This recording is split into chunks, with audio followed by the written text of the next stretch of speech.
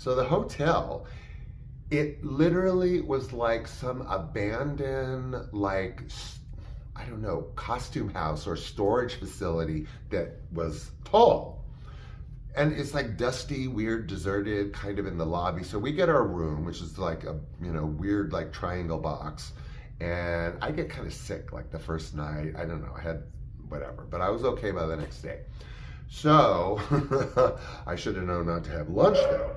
So we get into our hotel. And then of course we go, to find our friend, to spend the trip with her, right? So we are in Prague now.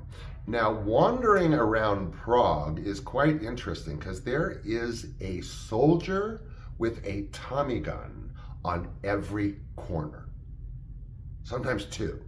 Now, you have pedestrians walking around. It's not like being in Manhattan. It's like a kind of a weird, dusty version of Manhattan. Old architecture everywhere. And I'll touch on that in a second. So, we're here now, and everywhere you go, like we tried to go to a department store or whatever they consider a department store at the time, and everywhere you go, like I said, there is 1 to 2 soldiers on the corner holding an active Tommy gun in full military regalia. So that was fucking weird. But, you get used to it. We're a few days in Prague. What are you going to do, right? We're like 4 days there or something. So then lunch. So we meet another friend, friend of a friend, whatever, and we have lunch. Blech. I mean, first of all, they eat, I don't mean they, but like, what are those, I can't remember, like they basically pound like a patty into a fried, whatever. Anyway, I want to say the name. Anyway.